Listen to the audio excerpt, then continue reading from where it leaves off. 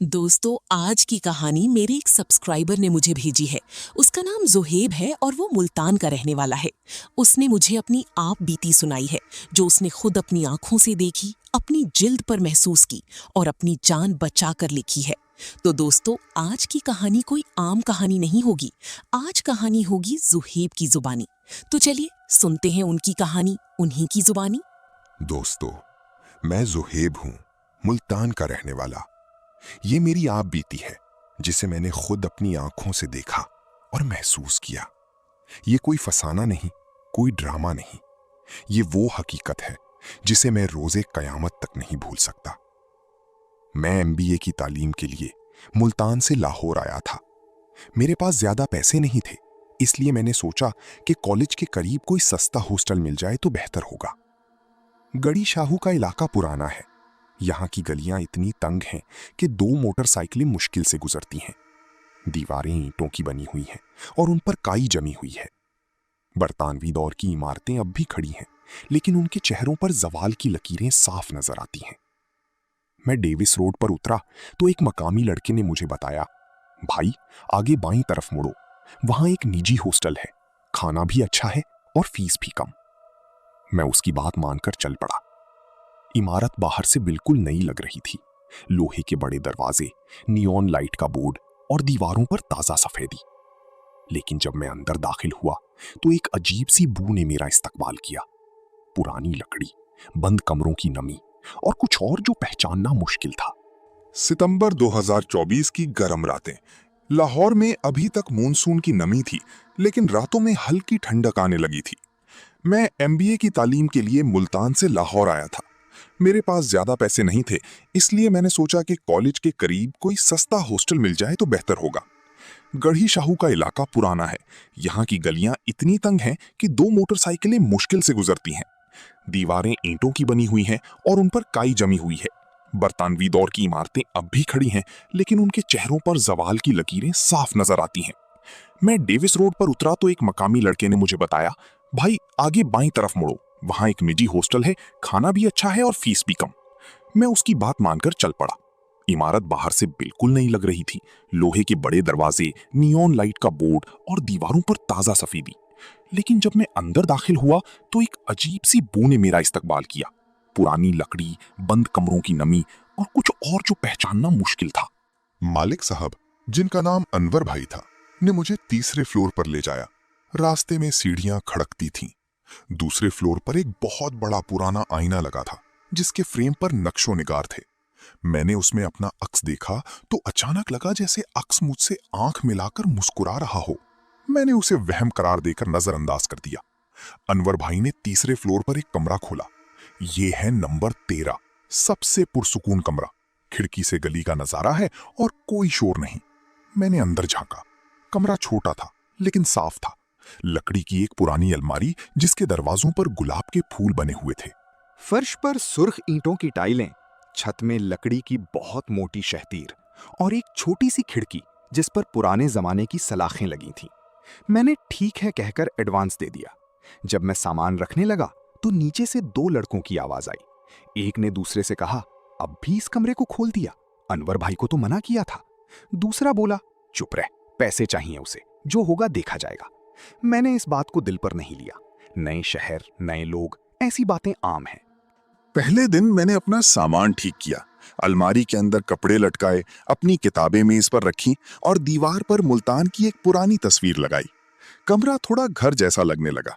दूसरे दिन मैं यूनिवर्सिटी गया। वापस आकर मैंने चचा असलम से मुलाकात की। चचा असलम हॉस्टल के बावर्ची थे।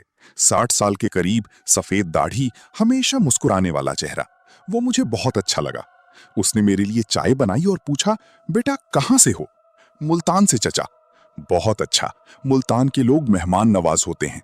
लेकिन बेटा, लाहौर की रातें अजीब होती हैं, खासकर इस इमारत में।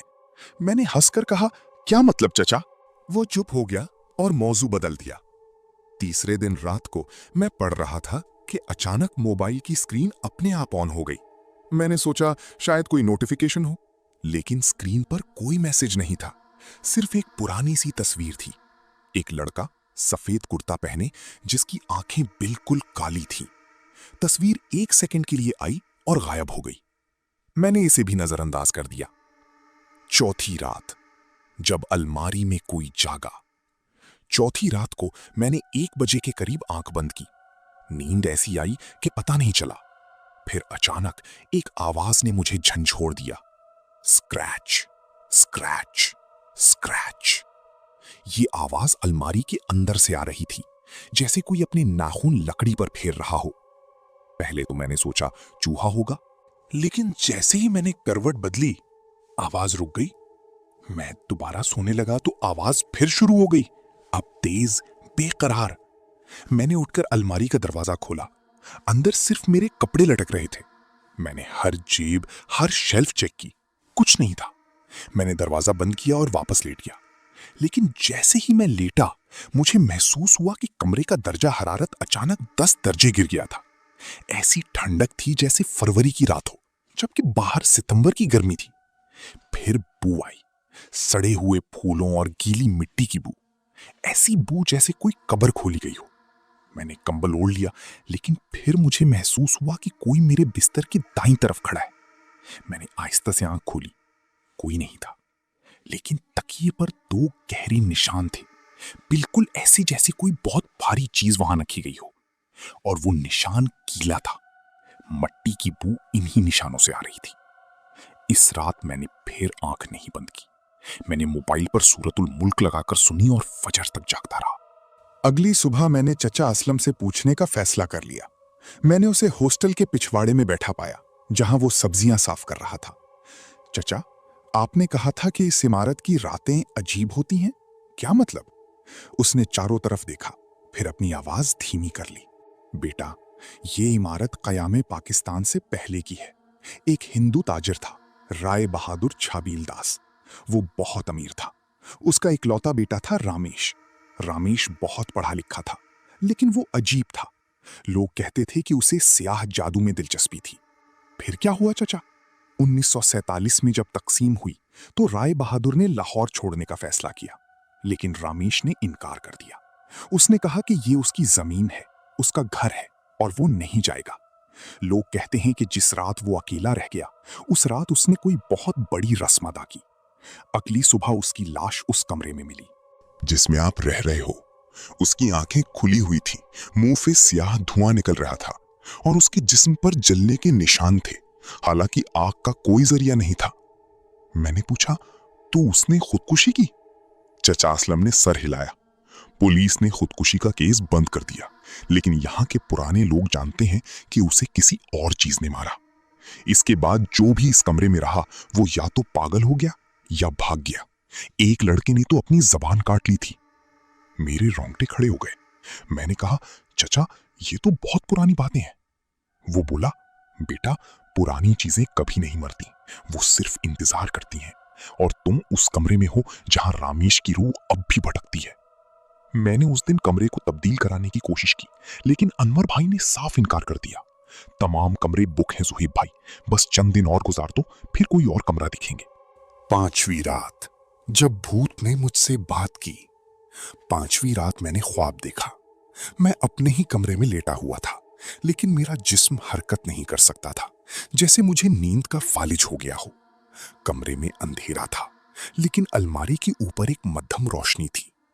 फिर मैंने उसे देखा, एक लड़का जिसकी उम्र 20 के करीब थी। उसने सफेद कुर्ता पहना हुआ था, लेकिन कुर्ता जल चुका था। उसका चेहरा आधा जलकर सियाह हो चुका था और आंखों की जगह सिर्फ 2 गहरे गड्ढे थे, जिनसे काला धुआं निकल रहा था। उसके हाथों की उंगलियां टेढ़ी थीं और नाखून लंबे थे, जैसे कभी ना कटे हों। वो आहिस्ता आहिस्ता मेरे पास आया। उसके पांव जमीन को नहीं छू रहे थे, वो हवा में तैर रहा था। उसने अपना चेहरा मेरे बिल्कुल करीब किया। मैं उसकी सांस महसूस कर सकता था, सड़े हुए गोश्त और जले हुए बालों की बदबू। फिर उसने बात की। उसकी आवाज ऐसी थी जैसे कोई कुएं से बोल रहा हो, गूंजदार और टूटी हुई। तुम क्यों आए हो? ये मेरा कमरा है, मैंने इसे छोड़ा नहीं और ना छोड़ूंगा। तुम भी वही करोगे जो पिछले करते रहे। चले जाओगे, भागोगे, लेकिन मैं तुम्हारे साथ चलूंगा। उसने अपना हाथ मेरे गले की तरफ बढ़ाया। मैं चिल्लाना चाहता था, लेकिन मेरी आवाज नहीं निकल रही थी। मैंने अपनी पूरी ताकत से हरकत करने की कोशिश की और अचानक मेरी आंख खुल गई। मैं पसीने में शराबोर था। कमरे में वही ठंडक थी, वही बू थी, लेकिन इस बार मेरे गले पर सुर्ख निशान थे, जैसे किसी ने मुझे दबाया हो। मैंने उस रात कमरे की लाइट ऑन रखी और जागता रहा। छठी रात, जब पूरी इमारत जिंदा हो गई। छठी रात को बिजली चली गई। ये कोई आम लोड शेडिंग नहीं थी। पूरी गली अंधेरे में डूब गई और हॉस्टल का जनरेटर भी काम नहीं कर रहा था। मैंने अपने मोबाइल की टॉर्च ऑन की। मैंने सोचा कि नीचे जाकर चचा असलम से मिलूं, लेकिन जब मैंने दरवाजा खोला तो दालान में भी अंधेरा था। अचानक मेरे कमरे की खिड़की खुद ब खुद खुल गई।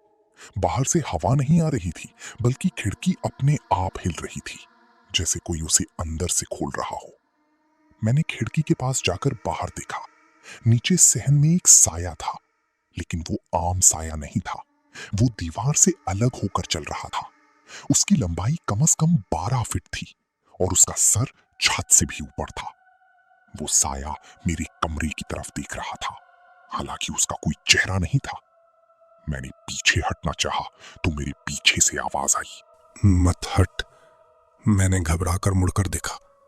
कोई नहीं था, लेकिन मेरे कमरे की छत पर वही लंबा साया फैल रहा था, जैसे कोई उल्टा लटक रहा हो। मैंने दौड़कर दरवाजे की कुंडी पकड़ी। दरवाजा बंद था, बाहर से ताला लगा हुआ था, लेकिन बाहर कोई था ही नहीं।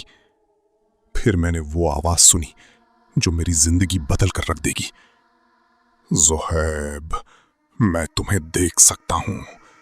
तुम अपनी आंखें बंद कर लो, लेकिन मैं तुम्हारे अंदर हूं। ये रामेश की आवाज थी, लेकिन ये मेरे कमरे से नहीं, मेरे सर के अंदर से आ रही थी। मैंने जमीन पर बैठकर दुरूद शरीफ पढ़ना शुरू कर दिया। मैंने पूरी रात यही किया। जब सुबह की अजान हुई तो दरवाजा अपने आप खुल गया। मैंने दौड़कर दूसरे फ्लोर पर जाकर देखा कि दूसरे लड़के भी जाग रहे थे। उनके चेहरों पर खौफ था। एक लड़के ने बताया, भाई, रात को आपके कमरे से चीखें आ रही थी। हमने दरवाजा खटखटाया, लेकिन आपने जवाब नहीं दिया। मैंने कहा, मुझे कुछ याद नहीं, लेकिन मैं झूठ बोल रहा था। मुझे सब कुछ याद था। 7वीं रात को मैं सोया नहीं। मैंने अपने पास कुरान पाक रख लिया और दुरूद शरीफ पढ़ता रहा, लेकिन रात के 3 बजे मेरे कदम अपने आप उठने लगे, जैसे कोई मेरी टांगें खींच रहा हो। मैंने देखा कि मेरे जिस्म का इख्तियार मेरे हाथ से निकल रहा था। मैं उठ खड़ा हुआ, हालांकि मैंने ऐसा करने का फैसला नहीं किया था। मेरे पांव मुझे अलमारी की तरफ ले गए। अलमारी का दरवाजा अपने आप खुल गया। अंदर कोई नहीं था, लेकिन अलमारी के पिछले हिस्से में एक दरवाजा था जो पहले कभी नजर नहीं आया था।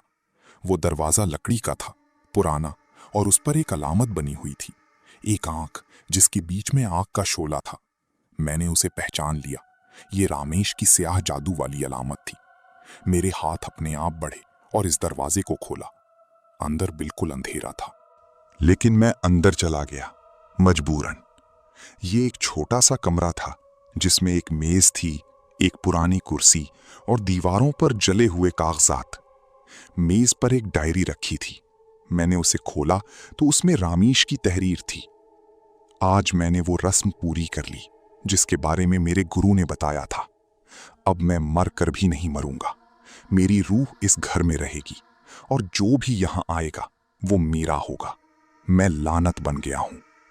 मैंने डायरी बंद करना चाहिए, लेकिन मेरे हाथ नहीं मान रहे थे। अचानक मेरे पीछे से एक हंसी आई।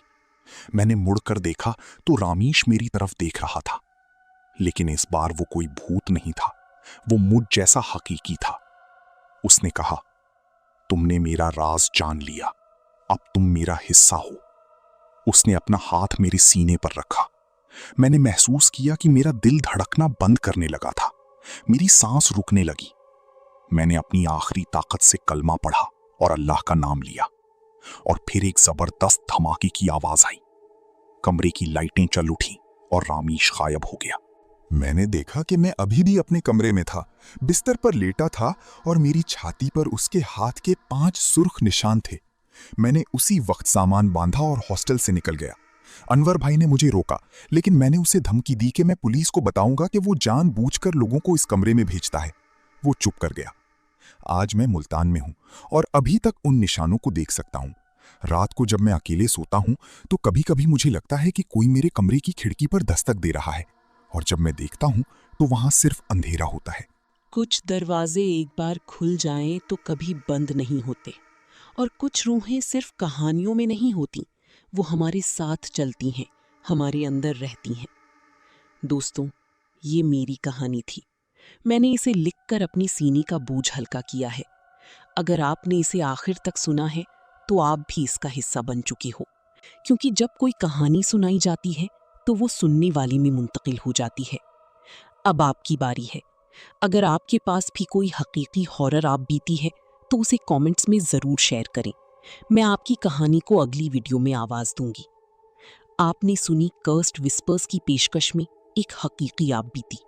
अगर आपके पास भी कोई खौफनाक कहानी है जो आपने खुद देखी, सुनी या झीली, तो हमें कमेंट्स में बताएं। कर्स्ड विस्पर्स को सब्सक्राइब करें, लाइक करें।